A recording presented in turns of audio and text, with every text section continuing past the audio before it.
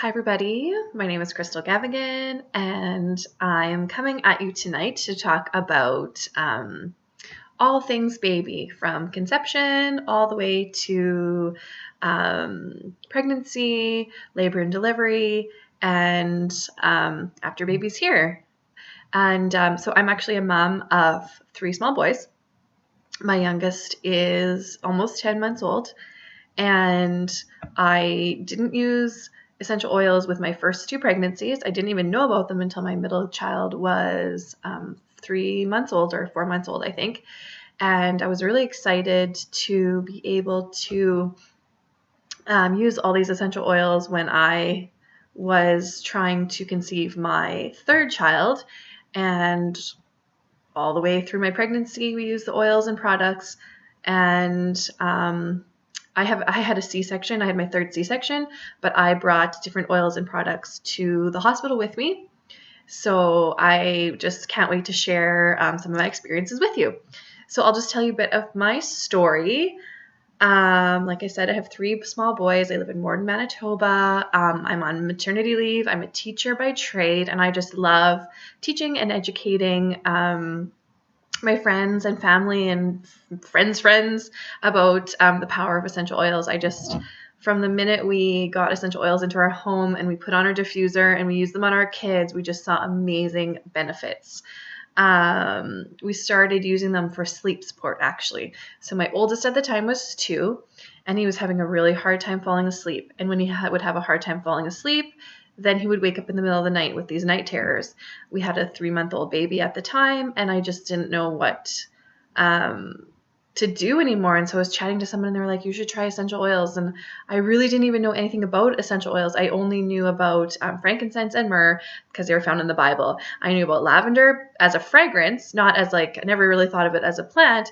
I knew it as a fragrance because it was in some of those baby products that we were taught to believe that were safe for our kids. But in fact, the stuff recently, Johnson & Johnson's has been called out, and there's lawsuits based on it because they are putting hormone disrupting products into their shampoos and different things. It's just called greenwashing. So basically, when companies make you think that it's safe, it's called greenwashing, and they're making you think it's safe by using these terms of green or clean, fresh, whatever. But really, they're still putting fragrance in. So growing up, it was something that we never even used either. Essential oils have been around for thousands of years. Egyptians use them for peppermint in their deodorants and for beauty products. And of course, with frankincense and lavender brought in the Bible to Jesus when he was born. And oils are actually referenced thousands of times in the Bible in different ways. We didn't grow up my parents, we grew up on a farm, and we ate healthy foods. Like my mom always had a garden, and we ate really healthy. But as far as looking for a natural support, we were never really medicated, I guess you could say, either, but we weren't sick.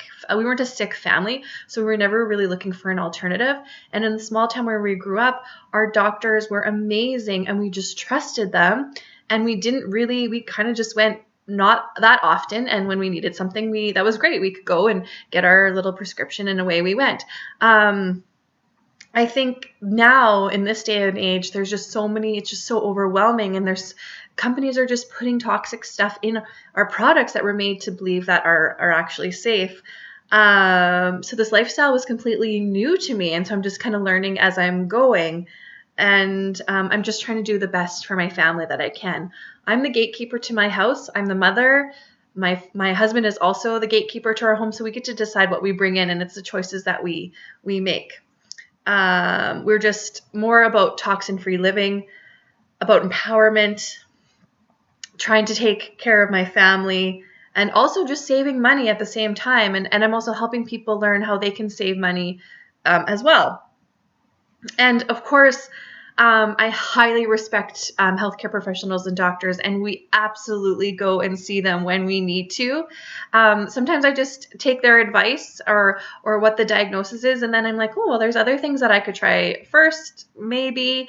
or we don't even go because it's not really necessary, because you're just going to go and they're just going to tell you that there's even big signs now that just says we're not going to give you medicine for a virus, a cough and cold.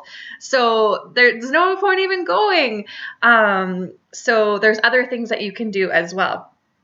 But it's really great to have both choices. Like I had three C-sections, so obviously we had lots of doctor visits, and we go there.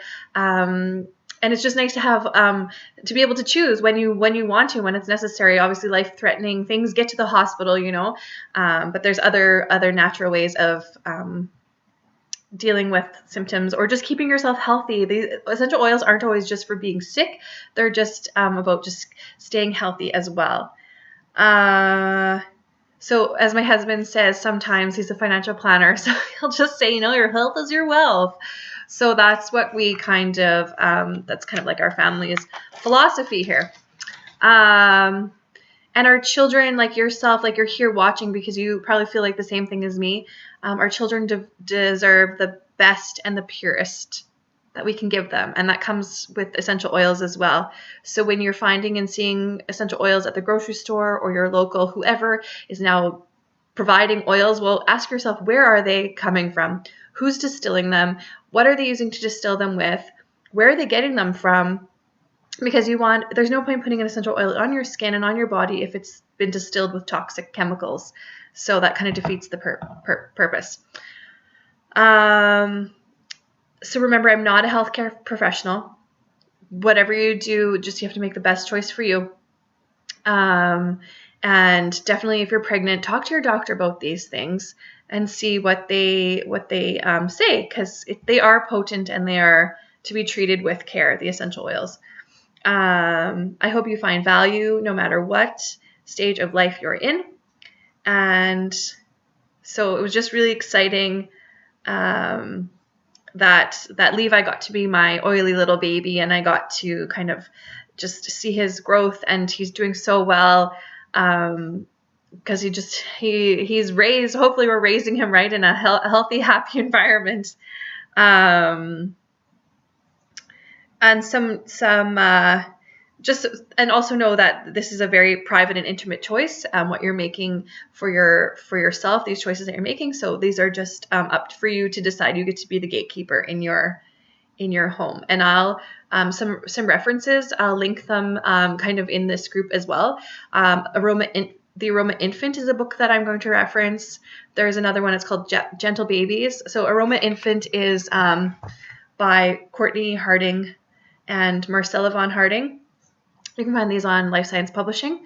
The other one is Betsy Bosom's Baby Book by Lucy Libido. She has like the one before that, and also Gentle Babies, Deborah Rayburn, also available on Life Science Publishing. So I will link those below so that you can see where you can get this information as well. These are 3 books, so there's tons of information. But yeah, so you get the book which you think would be the best fit for you. All 3 if you want. Yeah, so I'm going to just stop that there, and I'll get on with the next video.